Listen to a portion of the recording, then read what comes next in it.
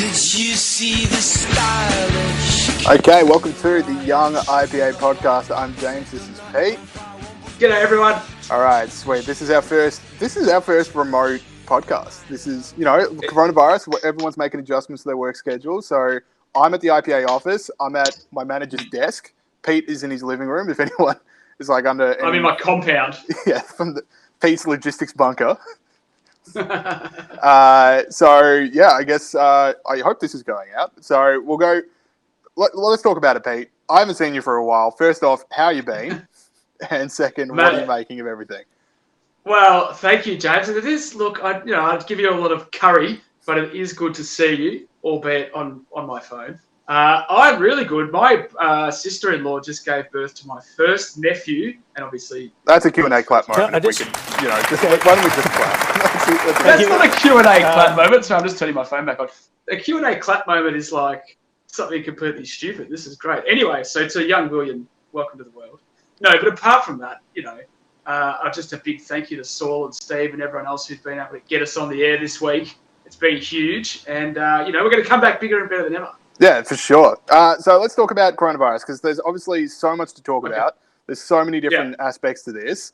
And it's one of those ones, like, my parents listen to this podcast on the weekend. By the time they hear this, maybe everything we say is already out of date and irrelevant. And usually the stuff we do say is irrelevant anyway, so not a whole lot of change there. But I suppose we better talk about something. So I guess, like, the three things, as I see it, that I really want to talk about is the, like, business closure and the MyGov absolute meltdown that happened, and the Centrelink stuff. I also want to talk about Ruby Princess and okay, so there's basically two major things. But Pete, let's just get your thoughts up the top here. So where are you at with what you're seeing in the world, apart from what the hell is going on?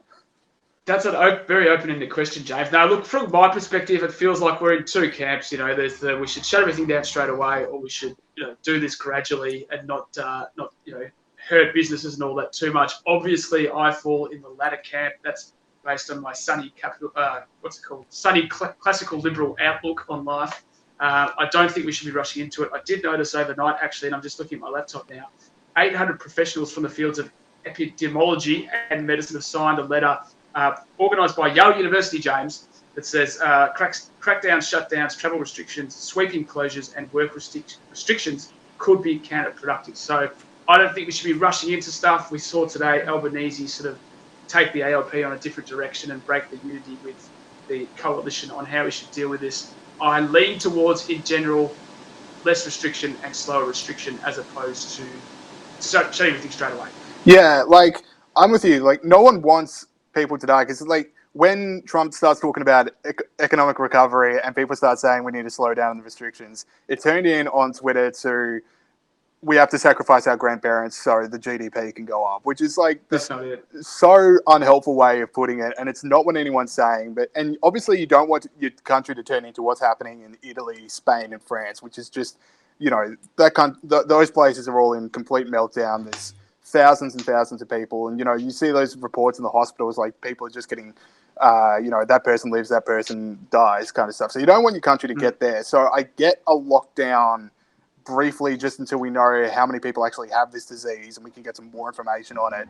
But then, like, when Scott Morrison says pubs, clubs and restaurants are closed and it's going to be 6 months of closures and we're going to have 1 million people unemployed, you just got to go, like, can we take a weekend to think about that? That is so many people unemployed out of nowhere. And, your heart breaks. Like, if you saw everyone saw those Centrelink queues where people lined up around the block. That's some heartbreaking stuff to just see how many people are out there suffering economically. I mean, you have the health crisis, but now we've got the economic one as well.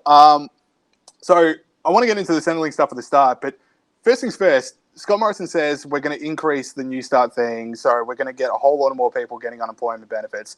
Now, Pete, I want to ask you something that's happening over in Scandinavia, Britain, and probably the US, is that the governments are more subsidizing wages instead of raising unemployment. So the government's allowing businesses to keep paying their employees. And I like that more because that means that the employees still have a job, and when this is all over, they will have a job to go back to, rather than just, hey, 6 months from now, that cafe is closed and it's not coming back. So even if you thought you had a job to go to, you don't anymore. Yeah, exactly right. It's better to keep people in jobs as opposed to put people onto welfare. The US is doing that in some circumstances, paying 100% of the wage bill of certain Yeah, sweet. customers. So I definitely favour that over more welfare. Obviously, people's wages are generally more than welfare, so it might be more expensive, but they don't have to pay the full wage. And the second thing I'd say is I know a lot of people would be saying, "Oh, you guys are the IPA, you believe in the free market. You should do. Why would the government be getting involved in this anyway?" But I think, and obviously we believe all that stuff, but like there is a bit of a difference in this situation because these businesses haven't failed. They've been told by the government that they have to shut down. They've been restricted from actually opening. So it's not quite the same thing as government propping up a failed business. Yeah, like the auto industry or something like that. That's right. Yeah, it's last week it was perfectly okay to go to a cafe. Like Scott Morrison's even saying, I'm going to go watch the Sharkies. And then 4 days later, it's like, if you go to a restaurant and sit down, you will be arrested. Like, I get the needs for the government to step in on that one. But let's talk about the Centrelink stuff. So you had the queues around the block, and Stuart Robert had a day. Let's put it that way. Stuart Robert had a bad day at work. This is a guy, government service minister. He comes up the first day that all these Centrelink queues are happening and MyGov crashes. He immediately says, "Oh, it's a denial of service attack." So basically, hackers have got into Centrelink. Then 2 hours later, has to be like, "My bad. Apparently that didn't happen. All that happened was apparently when you make people unemployed, they go on the Centrelink website very quickly, and we didn't foresee that happening." That's a bad day. Yeah. Exactly right. And for me, the three sins there, the failed website, the lines, and saying my bad is worse than the other two things, because the other two things you can definitely anticipate the government stuffing up. Yeah. The website's always going to not work. There's always going to be big numbers at the Centrelink office. But saying my bad is very like, I don't know, worksite office chump. Sort of, yeah, my bad. Forgot to do that. And that one, that cyber attack thing, like I use that all the time. Every time I don't hand something in. You got hacked. Hacked. Yeah. That's the reason those photos are on the internet now. What I also like is that if you're the government, you don't want people panicking, and you want people to trust everything you say from here on in, because it's going to be very important everyone's on the same page. And you immediately launch into, "We've been hacked by terrorists. Everyone panic. It's all over. Hacked. We're done. The country's finished." Come on, mate. Anyway, so the other part of it is, like, I can't believe it is 2020 and you still have to go to Centrelink in person. And the Centrelink website can only handle 15,000 people logging in at the one time. Like, up to 55,000 people logging in at the one time. Now, I don't want to surprise you, Peter Gregory, but there are more than 55,000 people working in the hospitality sector in Australia. So how was it only upgraded to 55,000? Well, look, they didn't know this was going to happen, but Centrelink, as you said, Centrelink shouldn't exist. Like, it should just be online. You should do it on an app with your eyelids or something. You shouldn't even have to, do anything apart from that. But I agree. Centrelink is out of date. Can you imagine Apple having their website's down the day the new iPhone comes out? They're like, "We didn't think many people wanted this. This is ridiculous." Yeah, cyber attack. Yeah, no, look, you're right, mate. But I guess the government, in their defence, they didn't know that a million people. Like 2 weeks ago, they didn't know. Yeah, but I think if you're going to go, righto, everyone's getting fired, we need to build things up, I think you set the number a bit higher than 55,000. Yeah, you're probably right, mate. Yeah, you're on the side of the government. I'm going to attack you until you admit. Well, I'm just letting you have it because. All right.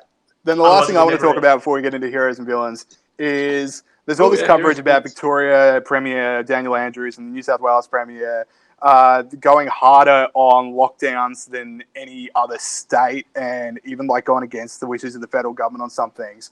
And New South Wales, are they just overcompensating for the Ruby Princess thing? Because that just seems to be what it is. So if anyone missed it, Ruby Princess cruise ship comes in, allows 2,700 passengers to disembark, even though 13 were suffering from respiratory problems. And it turns out 130 passengers had coronavirus, and they all just got waved off the boat. As everyone's talking about, we need to close borders. Yeah, waved off the boat straight into central Sydney. Bernard Keane wrote in Crikey yesterday. I don't always agree with Bernard Keane, but he's exactly right. Someone has to lose their job for this. We've got hundreds of thousands of people out of work for no reason, no fault of their own, and yet a bureaucrat is effectively killed people. Let's be honest. People are going to die because of this. And no one's lost their job yet. So some heads have to roll at some level. And yes, I agree with you that this is her overcompensating for that a little bit. It was so crazy the way that Daniel Andrews was like, all right, we're going to go into shutdown. this is Sunday, without doing any thought about it, and then a few hours later said, actually, we're not going to go and shut down, having had a good stern talking to the ScoMo. So, I mean, that is panicked leadership, and yeah, the whole thing's been a bit of a debacle in that regard. Yeah, and then like Daniel Andrews going, okay, we've now got stage 2 restrictions, and stage 3 is on its way, but I'm not going to tell you what that is. Yeah, or when. When's it coming? Just know it's coming, and it's going to be bad. Yeah. So I've just got to sit here in panic. That's basically it. Yeah. Anyway, exactly so right. you got any more That's right, coronavirus takes? Because we can move on to heroes and villains. Let's get on to heroes and villains. I don't know if we do have Grunt the Pig's freedom snort. I think he's another victim of the coronavirus lockdown. But imagine a snort of a pig that stands up for freedom. That would be playing right now, because we're going to talk about the people around the world that are standing up for freedom and standing up for good. So, Pete, I'll get you to start off. That's good, mate. I'm just scrolling through my laptop, which is on my lap. Okay. Now, I wanted to do delivery strippers for this bit, but James said that was too lowbrow and creepy. So fair enough. I'm not going to do the delivery strippers. That. Speaking of someone who is never creepy, Elon Musk donated more than 1,000 ventilators to officials in Los Angeles to meet demand as the pandemic of coronavirus becomes more severe. In addition, he said he's going to adapt his Gigafactory facility in New York so that it stops making pointless Teslas and starts making ventilators. Elon Musk, we give you a little bit of crap on this show, but good on you, mate. He's trying to help. He's got a lot of money, but he's using it for good. Elon Musk, you're my hero this week. Yep, and you better use those ventilators, because if you don't, he's going to call you a pedophile on Twitter. He might, yeah. So, yeah, he might still do that. He's let us know his playbook early on. He says, look, I'm doing a really good thing here. If you don't use them, consequences. He's a flawed genius. What can I say? But, yeah, no, good on him for that. No, fair enough. All right, so this one made the rounds on social media. My heroes this week is just collected mayors of Italy, specifically Antonio Totolo, the mayor of Lucera. Hope I'm pronouncing that right. There is absolutely no chance that I am. So it was like this compilation, and I think I'm playing him now, so hope for the best there. But anyway, so it's all these Italian mayors. They're all lined up talking to their constituents about the need for people to stay in town. You start off with like just casual, please stay in town. One mayor saying, you don't go out and stroll in my neighborhood. This escalates to people like running around, chasing down people playing ping pong in the street and saying, go home, and saying, we need your girlfriends to come here with clubs. But anyway, Antonio Totolo, the hero of this whole thing, here's his full quote, and I have to like scale it back a bit, but he's talking about people that are ordering in mobile hairdressers. So he says, getting in mobile hairdressers, what the F is that for? Do you understand that the casket will be closed? Who the F is supposed to even see you with all your hair done when you're in the casket? What a hero. Yeah. That is hilarious. Yeah, absolutely. You do yourself a favour and Google those, because there's like 12 of them. And I can say this because my girlfriend's Italian background, but they have a very colourful way of speaking, the Italian people. I didn't realise it, because I can't speak Italian. But this, like, there's just all these mayors that are just like, I used to have 20 people running the city. Now there's 100 people, thousands of people running. Come on, are you guys serious? It's very fun. Check that. Yeah. The other part of it, I wanted to, because I want to vote for this guy. I thought that was so hilarious, that line. I want to vote for him. And I wanted to look up whether or not it was one of those, those Italian towns where you can buy a house for $1. So we can get some land property in there and then register to vote. I did not know that. What's that about? Oh, it makes the rounds. Like, there's like some Italian town, and there's, they need people to buy property, so you can buy a house for $1, but obviously the house is going to cost you so much more to like keep in touch. But anyway, investment portfolio for Pete, looking pretty good now that he knows that. But I did find a townhouse in his town for $40,000. So if we want to pass the hat around with the official IPA budget, we can get some things happening. I still don't quite get it. So you buy the house. Yeah. Why is it so cheap? So it's $1 for the house. Yeah. Now, the house might be falling apart, so you need to renovate it anyway, and there might be literally nothing to do, but you can own a house in Italy for $1. It might be Greece, now that I think about it, but I think it might also be both. I'm going to look into it. I don't quite get it. I'm going to look into it. All right. Sweet. We'll now go over to our villains. I have to play the video, so this is work abuse. As Extinction Rebellion protests enter their 6th day. I'm assuming that it's the clip of the Extinction Rebellion protesters who are doing a nudie run to save the planet back in October, but they are not really nude. So for me, we name the villain after them, the villain of the week after them every single week for that. James, give us your villain of the week. All right, so my villain of the week, New York Times. So, sorry, I'm still still flying live. Steve has had enough of me. He's taken over. I apologize to everyone for that. So the New York Times, my villain of the week. So here's how. I mean, over in the US, they are putting together their stimulus package. They're arguing it out over who gets what, when, and where. Here's how the New York Times had their rolling coverage over it over the course of the day. So we started off with a very basic Democrats block action on $1.8 trillion stimulus. Now, later that day, that moved to Democrats block action on stimulus plans seeking worker protections. Okay. Third one was partisan divide threatens deal on rescue bill. And then finally it ends with the coronavirus bailout stalled and it's Mitch McConnell's fault.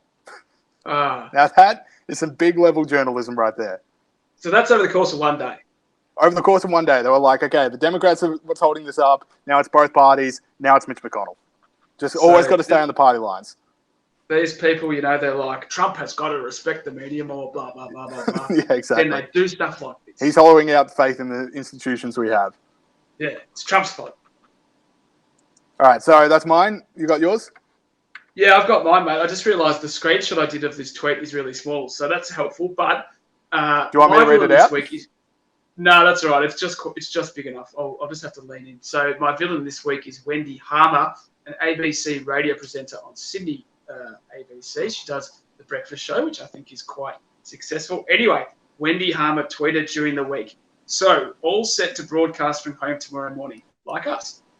Fingers crossed, all goes well. On a side note, I'm using a tie line via unit that costs $5,500, and we only have one for the entire station. Clearly not enough in times like these. More funding for the ABC, please. Wendy, is it realistic to think that the ABC will get more funding, knowing there are hundreds of thousands of people out there that are getting laid off work right as we speak? The ABC are the people, and the government, and all the people in government and ABC and bureaucracy and things are the people that are actually making these decisions to put people out of work. And to say, we need more funding at a time like this is just to show how absolutely out of touch the ABC are with the wealth creators in this country, who are the people that are currently suffering. So, Wendy, for that silly request for more funding at a time like this, you are my villain. I'm not going to lie, Pete. My audio and video cut out for that entire rant, and it just came back when you said that is my villain. So I'm just going to assume what you said was amazing, and we're just going to move on.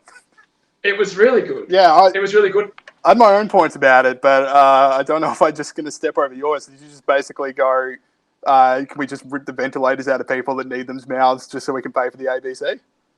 Do you know what? I didn't say that, but that's a good point as well. All right. That's a really good point as well. But I just want to make one more point, which I didn't make, which you can see later anyway, is that, I don't think a single bureaucrat has lost their job. Okay. I don't think a single bureaucrat has lost their job because of this thing yet. There's been a pathetic pay freeze for the bureaucracy. Yeah. Whilst, thousands and thousands of wealth-creating Australians who pay for the bureaucracy are losing their jobs. So, maybe we should lose some of the Department of Education. Maybe we should lose some of the bureaucrats we employ to talk about climate change. That would be a good way to save money. Well, there we go. That's another point. That's some big journalisming point. All right, cool. Let us go to the next part of the show, I guess. Let's do it. Okay, coming up on the show, something a little bit different because I don't really want to talk about coronavirus for 2 months straight, and I think, Pete, you'd be the same. Correct. Yeah, so we're going to bring in Andrew Bushnell, research fellow, good for the Young IPA podcast, great friend of Looking Forward, the IPA's other podcast. Andrew, welcome back to the show. Thanks, mate. Yes, Bushman. We're always on the quiz. What we're going to do this week, but actually first we'll check in with Bushnell. Bushnell, how are you going in the whole working from home, and what do you make of coronavirus and Australia's response? Well, we've had a bit of a frustration getting this up and running, and it's mostly because I am, like everyone else in this, like a lot of people in this country, stuck with the NBN.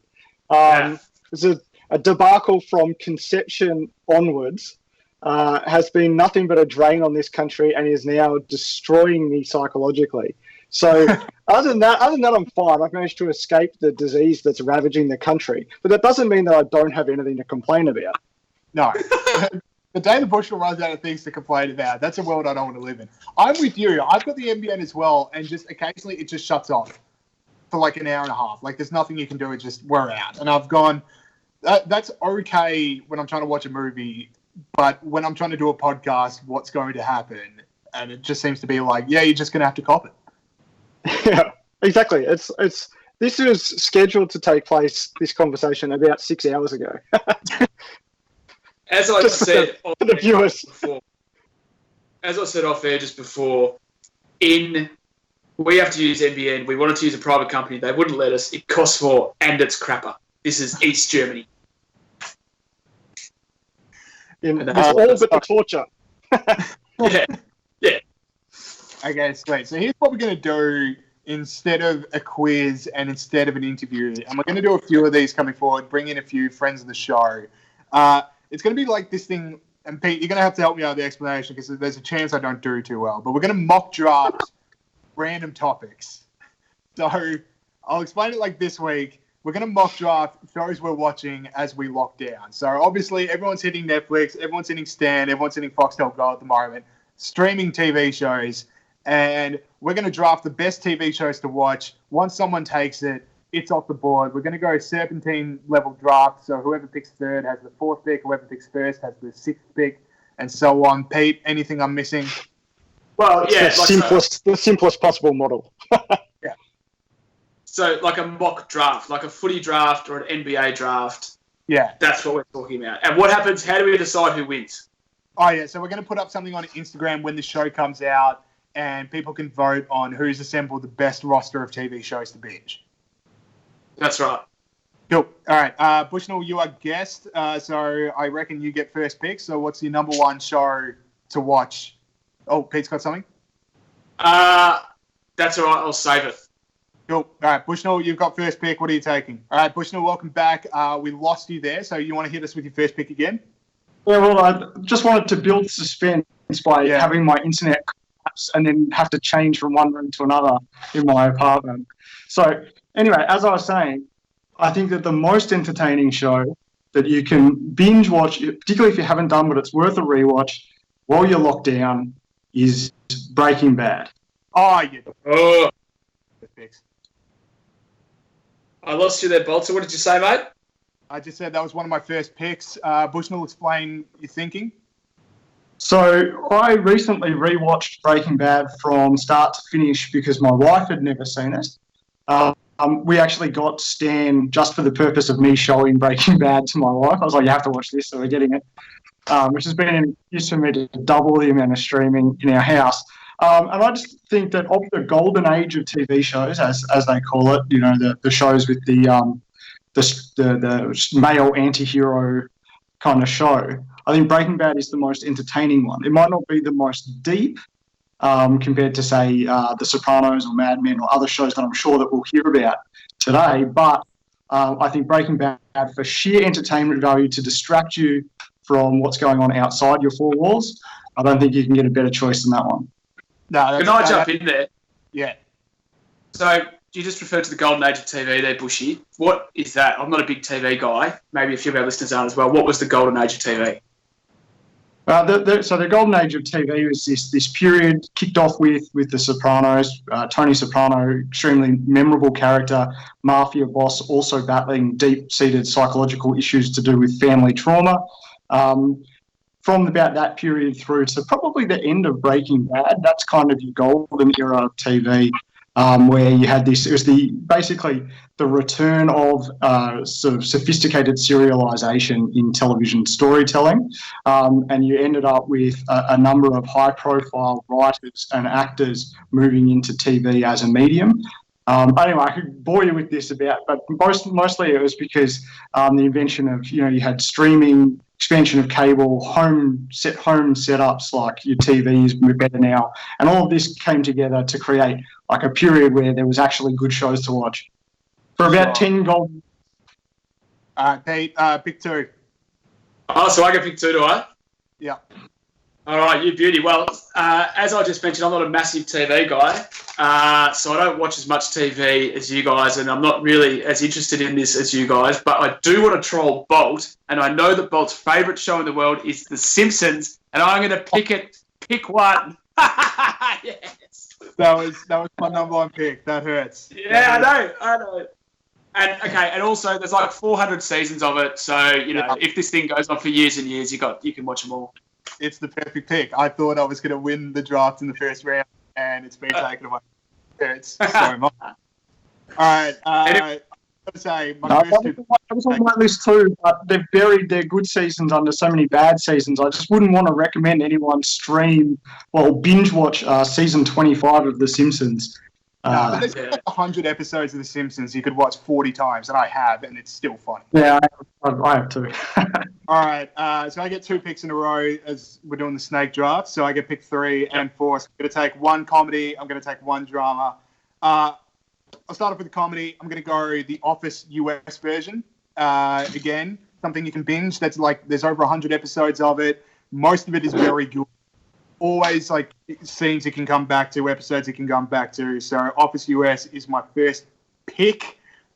Over to drama. Bushnell mentioned it before. I had it just below Breaking Bad, and I'll stick by it. Mad Men. Every episode is just so deep. The characters are so good. You love everything that happens. Every episode is good. There's not a single dud among them. So I'm going to go Office US, and I got Mad Men. Back to you, Pete. Very good choices, James. Very good choices. Now, as I mentioned, not a big TV guy, but I do my research. And for this show, I do lots of research. And just before I Googled best television show of all time, and up came Sopranos, number 1, Rolling Stone. They had this big 100 best shows of all time. And number 1 was The Sopranos. So I'll take that. 9 seasons as well, so it feels a bit of content. It is the best show of all time. Are you drafting a show you've never actually seen? That's the thing. I've actually seen a lot of Sopranos. Oh, This is like how Richmond to do their drafting. It's like the year that Richmond had 5 of the top 20 draft picks and had 1 part-time recruiter. So that's how you end up with Dean Polo and Adam Patterson, in the top 20 draft picks. I like Danny Moore.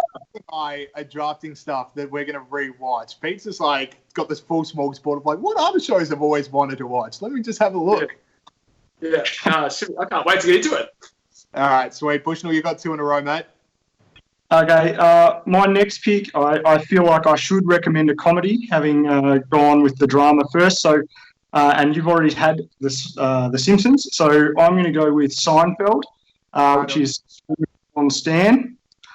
And I think everyone, I've been watching this from start to finish yet again. It's a kind of show, just gets better and better as you watch it. You can't go wrong binge watching Seinfeld. Yeah, strong pick. I had that very high on the board as well. All right, you get another 1 in a row. Can I just make a comment about Seinfeld? What was that, Pete? Can I just make a quick comment about Seinfeld? I find when I watch too many episodes in a row, I start to get sad because they're fairly reputable people. So if you're going to binge watch that, kids, maybe just one every now and then. Yeah. Well, that's a danger with a number of these shows, isn't it? But the people are always bad. But the thing about Seinfeld is that if you binge watch it, what you come to realise is that like Jerry's stand-up bits are actually terrible. Just so many excruciating bits, and you find yourself going, I just want to skip the first 2 minutes of the show and get to George. Yeah, they even figured it out. Like by season 5, they've removed the stand-up bits entirely. They're just like, this is actually the worst part of the show. Everyone's just waiting for Kramer to make his big entrance. Let's get it. Yeah. All right, Bushnell, you got. I got 2 in a row, and I didn't realise. I admit, I didn't realise there was going to be voting on this. So people are judging my choices, and I also have to play to the crowd. But I'm going to go with a bit of a I'll go with a bit of an unusual one. It's a recommendation for people. Otherwise, it won't make it on the list. It's a show called Money Heist, which is the most successful non-English language show in Netflix history. Huge hit all around the world. Get on board. Very, very silly show about Money Heist is a ridiculous name for a show, of course, but basically they break into, it's a Spanish show, a team of thieves break into the Royal Mint and try and buy themselves some time to print as much money as they can. So if you like heist stories, this one is quite good. And and I'm going to put that on my list to show how cultured I am. That's good. Yeah. I don't know if it's going to win over people, but it sounds like. So is it just like a crime thriller? Yeah. So just if you like it's like a melodramatic heist thriller. All right, Pete, you're So up. Okay, so I'm going to choose a recent one. Everyone, regular listeners will know that I am a big cricket fan. There is a new series out at the moment called The Test, which is about the Australian cricket team from... Did you have that as well, James? No, I'm gonna wipe the floor with both of you. I'm up against Money Heist in The Test in the third round. Hey, well, how dare you disrespect Australia's journey from being absolute spuds because they got rid of their players that were cheats to then being really good, making the semi-finals of the World Cup, retaining the Ashes. It's a really good view. You do get a bit of inside knowledge. If there's a few insights I'd take out of it, it's one, Justin Langer is a very, very intense individual. Two, a lot of weird blokes in the Australian cricket team. And three, a lot of, I don't reckon that you would accuse the Australian cricket team of being like really smart. But it is a human triumph. We do retain the Ashes, and it's a great great watch for any of those sports fans out there. Well, I think it hasn't got a punchline. I mean, because we retained the Ashes, yes, but by drawing the series. It's kind of like that movie Moneyball, where they don't actually win. And so the third act, you're like, oh yeah, it turns out that just hiring some fat mathematician doesn't win you baseball games. So, through that. Well, yeah, it is true. It shows the last test which they lose to draw the Ashes. I want to remake that movie. I want to remake that movie, but as like a parody of like the way this world is dominated by made-up numbers. That's what that movie should have been. Brad Pitt should have been the villain. Anyway. Yeah, it's true. In the test, right, they've got this stats guy, this mathematician come in, right, and he talks about this stuff, and the conclusion he comes into, and this will make sense to cricket fans, is in England, you've got to hit the top of off stump. It's like every park cricket captain in the whole world could have told you that, mate. And the other thing he says is, do you know what, we've got to win more sessions. It's like, come on, mate. Oh, we've got to win some sessions, do we? Anyway, so check it out. That's a great show. Yeah. All right. I'm not knocking your picks. I am knocking your draft strategies because, like, Money Heist and The Test, they would have been available in the fifth round. No one else was going to take those. And there's a lot I thought Bush might have taken The Test. No, this is... you got to go back. I'm going to go back to the comedies for this one. So I'm going to pick... This comedy is a one you can binge watch and rewatch because you pick up jokes you've missed. I'm watching it now for like the 8th time, and I'm still picking up jokes for the first time. Arrested Development. It's an easy pick. I'm so happy that it's still on the board. I can't believe it's still there. Lock that one in. And then... Sorry? It's another one that makes me sad. Arrested Development. Yeah. You have too high a moral... No, I definitely do not. That was another one. That was another show that I basically insisted that Melissa rewatch with me. I didn't actually have that on my board though because I feel like that show kind of peters out a little bit. And so again, like you've gone with, and the other thing is I didn't get a chance to say this before, but The Office US is like the classic example of a show just petering out. I tried to watch that again recently. Did not hold up. So I'm pretty happy with putting Money Heist up against that. Sorry, it does fall off a fair bit after Steve Carell leaves, but the last season does rebound. Arrested Development, here's one I figured out only 2 days ago. Now, spoiler for Arrested Development, but kind of not really. There's like ambiguity as to whether or not maybe is actually George Michael's cousin, Bushnell. Yeah? Sorry, say that again. Like ambiguity as to whether or not maybe is actually George Michael's cousin.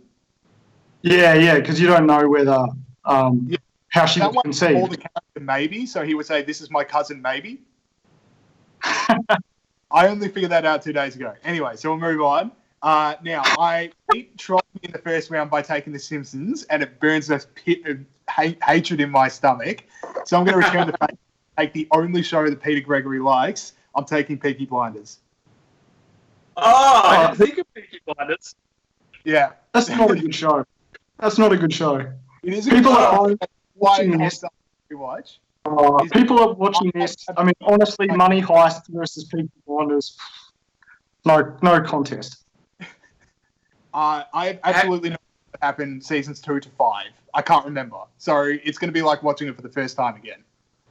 The thing about Peaky Blinders for me is that I end up barracking for the family, even though they kill people and stuff like that. How does that gel with getting depressed about Seinfeld? I'm a complicated animal, Bushy. Like, I don't know, man. I don't know. That's just how I feel. I end up barracking for them, but I feel bad about it. So, no, but I do like Peaky Blinders. That was a good one. So is it my go, Bolt Up? Yeah, you're up, Pete. Okay, I'm going to choose The Office UK because it's just my favourite show of all time. And I think that it's the right, speaking about my need for positivity, it's the right balance of like drudgery and negativity and, you know, the tragedy of existence and all that. But there are moments where there's, you know, real emotion and they do the right thing. Like at the end, the Christmas special. I'm glad they had that Christmas special. Oh, because everyone's seen it, so I'm not going to, you know, ruin it. But where Dawn comes back and Pasha's, what's his face? What's his name? Tim. The guy, the little hobbit fella? Tim, yeah. So it's my favourite show of all time, and I've picked it. It's a good pick. 14 episodes hurts. Two seasons. Yeah, 14 episodes in total. That hurts on a rewatch. Like, there's only so many times you can watch them all. Yeah, I hear you. That's why he went to 4. It's like that. Who's that fellow that is plays for Richmond but was in jail, so he didn't get picked until he was 26? Marlon Pickett. That's it, Marlon Pickett. It's like Marlon Pickett. All right, cool. Bushnell, your last 2 picks. Okay, I'm going to go with. Okay, I will pick a more of a crowd pleaser to pander to the people, but also something that is fun to watch. So I'm going to go with the it show of the moment, Succession, which you can stream on Foxtel. Yeah, good show. I mean, it's not as clever as it thinks it is, but it's some good lines, creative swearing, which I'm a big fan of, and that'll lead me into my next pick as well. But I would say Succession is for people who sort of like to follow along media and politics, that kind of thing, but you know, not too deeply. And it's just kind of a fun show, and like I say, it's the it show, so I'm sure that it will contribute to upvotes for my overall package. Yeah, good pick. Succession, like season 1 is good, and then season 2 is just next level amazing television. Like they hired all the writers for Veep, they got the good swearers in there. It's so good. I dead set on this show. You should. You would actually like it. Yes. All right. Who would have thought that you were not fashionable? So is this my last? This is my last pick coming up. Yeah. So you actually just mentioned it. So my last pick is Veep. Again, for if you're watching an IPA product, you might be interested in politics. Veep is a satire of the useless people who make up the vice presidency and the associated office in the United States. Julia Louis-Dreyfus, probably the greatest comic actor of her generation, just spitting out absolutely classic swear words and combinations thereof. You can't go wrong with Veep. Tremendously funny show. All right. No, it's a good pick. Pete, you got your last one?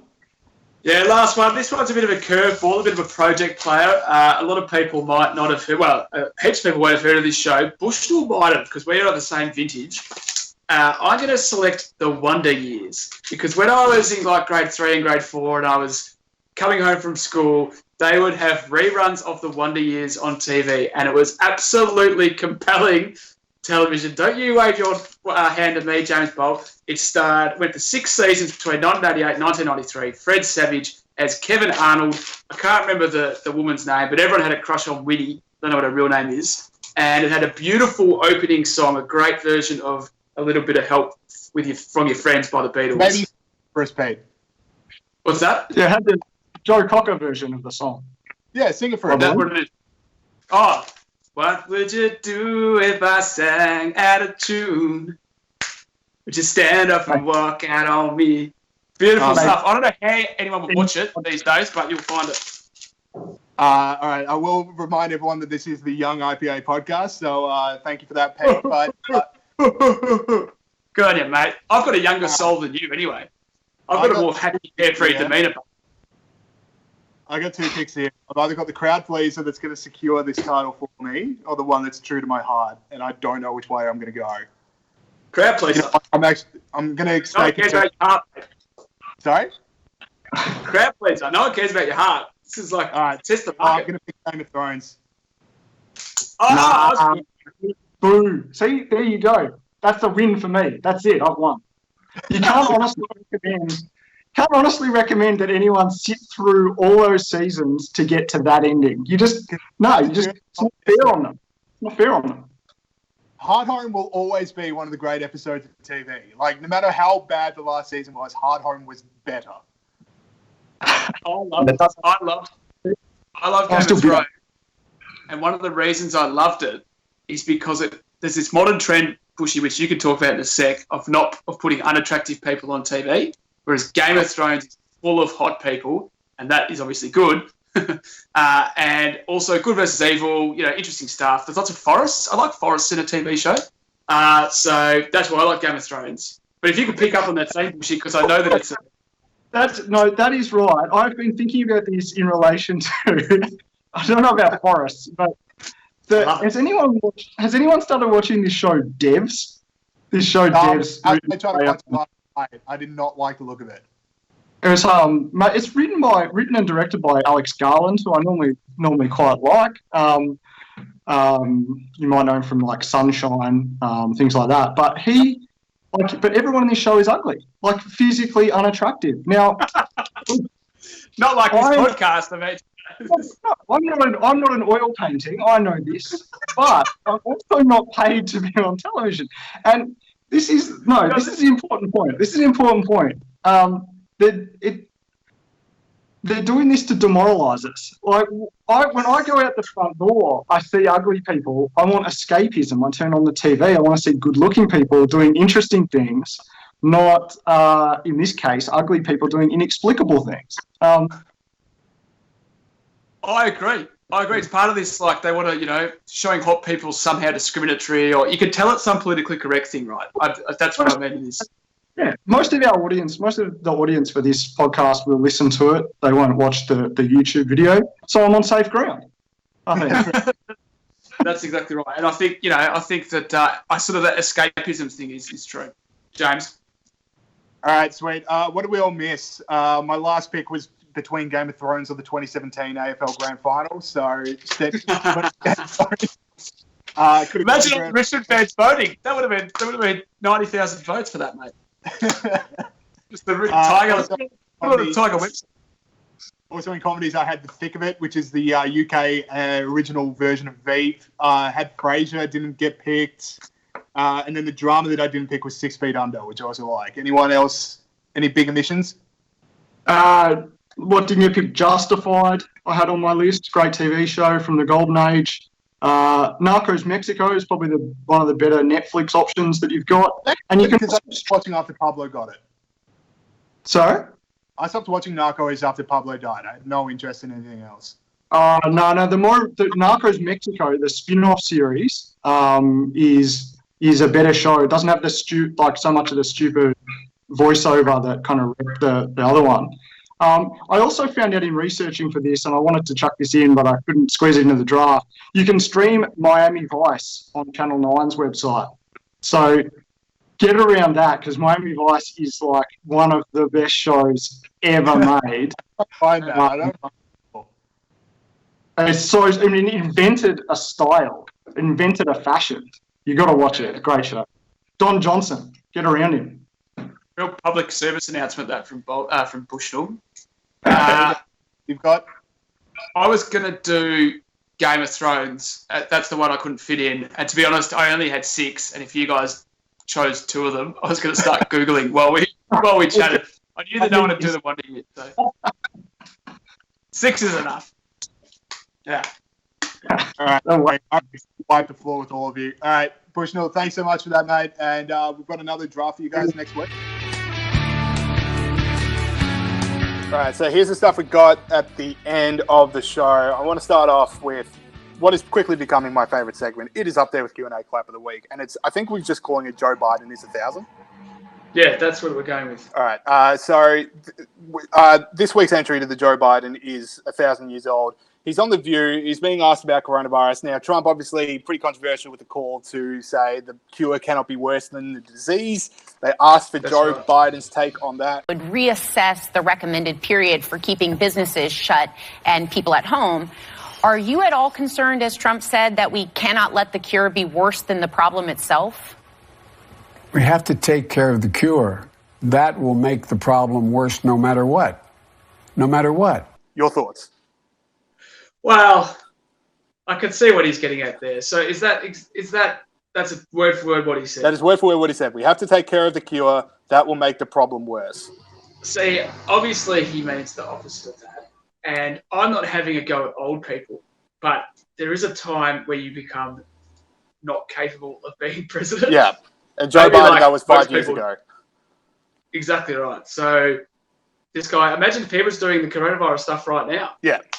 And, I mean, the Clintons would just be telling him what to do. Exactly. But, you have defended, you've said, like, we need to not take him at his word. I reckon we should take him at his word because he's clearly trying to say that we have to not have the cure. We have to take care of the cure because cures make problems worse. So we've got to stop curing things. No one should work on a vaccine under a Joe Biden presidency because that's just what coronavirus wants us to do. Just makes things worse. Just makes things worse. All right. Now, we're going to fly through some tweets that have made us laugh because everyone in social isolation has absolutely lost their mind, including Donald Trump. I know we're just like defending Trump earlier on, but from the New York Times, but he has also lost his mind. I want to start off with Jeffrey Goodman, who is an author and a mental health advocate. And in his Twitter bio, he says he's paid for by Soros. So I don't know what that means, but I know it's annoying to people.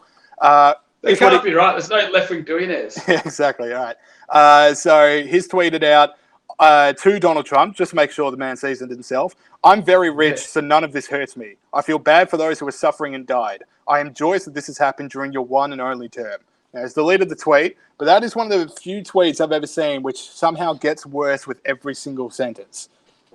It doesn't have to say that he's rich. That has nothing to do with the point he's making. Nothing. That's just him bragging that he's rich. And, joyous. You're joyous this is happening. Yeah, exactly. Come on, mate. And I like how he pats himself on the back. So he goes, look, even though I'm completely rich and none of this is going to hurt me, I still feel bad for people who are suffering. Oh, what a guy. What a guy. Take your hat off. Can I ask you, this guy, how many Twitter followers does he have? He's big. A fair few. He's got the blue check mark of power.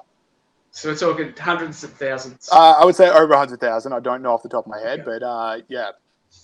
Come on, James. Sorry, we're all slipping. All right, then we got Donald Trump himself. So there was a moment when he was told at a press conference that Mitt Romney was being self-isolated because he'd become in contact with someone with coronavirus. And he just goes like, oh, gee, that's bad. And you could hear the sarcasm in his voice. Anyway, so it comes out later that Mitt Romney tested negative to coronavirus. Here's how Donald Trump tweeted out the news. This is really great news. I am so happy I can barely speak. He may have been a terrible presidential candidate and an even worse U.S. senator, but he is a rhino and I like him a lot. Rhino being like Republican in name only. So Trump's still trolling. That's the thing. There's a few weird things about that tweet. The first bit, but he is a rhino, sounds like that is like a good thing. Yeah, it's a good thing. He's saying, but he is this. Is that a good thing for Trump, though? Trump would not like that. I think that's also damning with faint praise. The whole thing's a troll. Okay, fair enough. And when I saw that clip that you were talking about, they had and the journo asked him, "Are you being sarcastic?"